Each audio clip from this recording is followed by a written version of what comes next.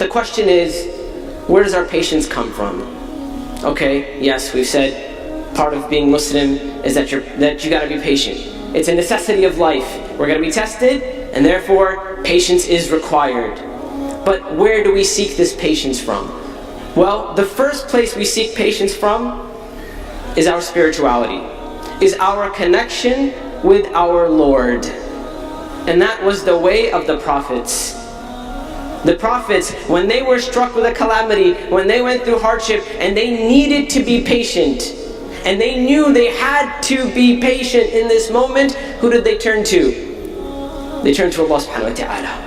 And this is why if you hear in the Quran Allah subhanahu wa ta'ala telling us to be patient, isbiru, know that what is meant here is that be patient by asking Allah subhanahu wa ta'ala to make you patient. And this is why we know the story of Ya'qub alayhi salam. When going through a severely difficult time in his life, losing two of his beloved children, what did he do? He said, إِنَّمَا أَشْكُو بَثِّي وَحُزْنِي إِلَى اللَّهِ. He said, I only and only turn to Allah. I complain to Allah with my grief and my sorrow. That is the way of the prophets. That is the way of the Prophet Muhammad sallallahu alaihi wasallam. And that is why, there's this famous story of Ibn Abbas radiallahu ta'ala anhuma. And in this story, he's on a journey, he's away from home, and he is brought, Ibn Abbas, he's traveling, he's not by himself, he's with some people, with some companions of his. And a messenger comes and whispers something into his ear. And Ibn Abbas radiallahu ta'ala anhuma, he listens to what he has to say. Then immediately he turns around, he faces the Qibla, and he prays 2 rak'ahs of prayer. And now his companions, his friends, they're trying to figure out, what's going on here? Well, what happened? And they asked the messenger, what news did you bring Ibn Abbas? And he said, I brought him the news of the death of his son. And Ibn Abbas, he finishes praying 2 rak'ahs of prayer, and his companions say to him, his friends, they say to him, why did you do that?